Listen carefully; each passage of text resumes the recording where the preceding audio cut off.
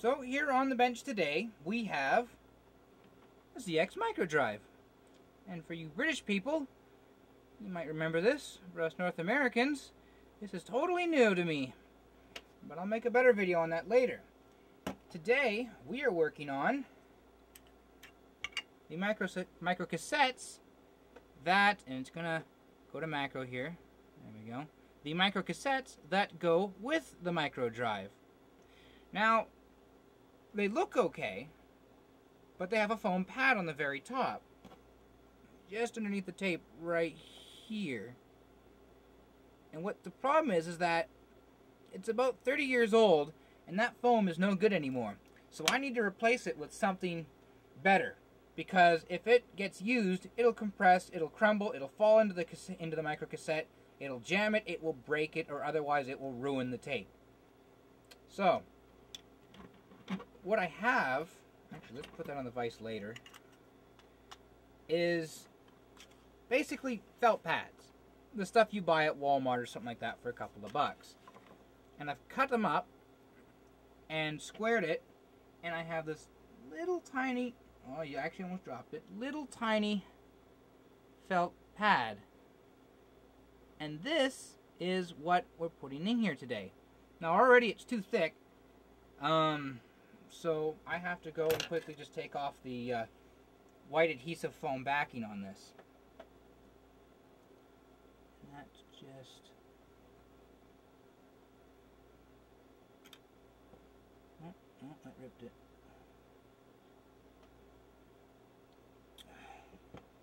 I'd like to point out these little pads here are about 2 millimeters by 4 millimeters in size. They're really tiny compared to, say, that of an audio cassette or an 8-track. Anyways, little tiny foam pad sitting right there. You might be able to see it, you might not. And now we have to take the old foam pad off the micro cassette. I'm just going to put it in the vise here. And I'm hoping you're using demagnetized tools when you do this. Otherwise, you better use plastic tools, because otherwise you will erase whatever's on the tape. I'm just going to lift up the tape here. It's like an 8-track, so you can do this. And really, without any effort, I'm just like, boom, and the whole thing just breaks in half. And I just want to clean off that old foam. I don't want to get foam into the cassette, so I'm just going to carefully scrape it off. Let me see if I can get a better shot on that.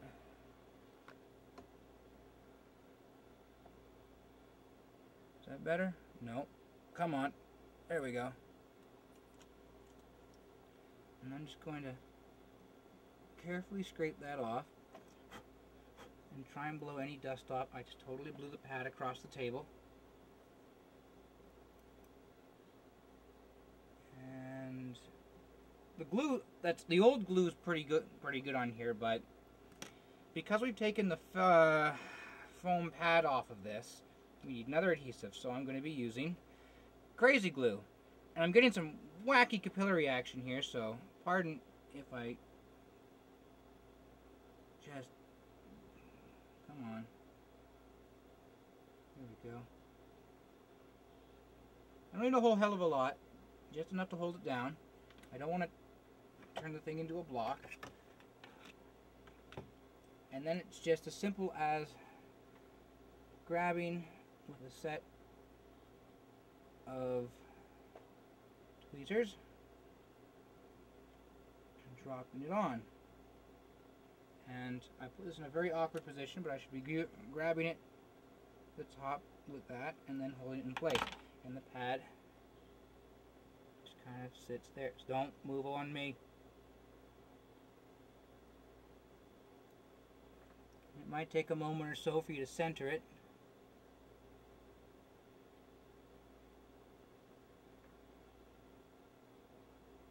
There. And you have now repadded the microcassette. I'm going to put that over here to dry. And I have another one over here, which is currently drying, but it's a bit more held on. Where is it? There you are. And this is one I've already padded. And let's see if that's going to properly focus on me. Are you going to go macro on me? No. Can I go back? Are you going to focus on me? You focus on me? No, you're not going to focus on me. There we go. And this one has already been padded. It's still not focusing on me. I'm sorry, you guys. There, close enough. Anyways, so this one's been repadded. This one is dried. I just got to take up the slack in this one. But other than that, you can put this into your Microdrive now, and it will work. Well, until the ribbon, or until the tape. There we go. Until the tape manages to stretch itself to death. But there we go.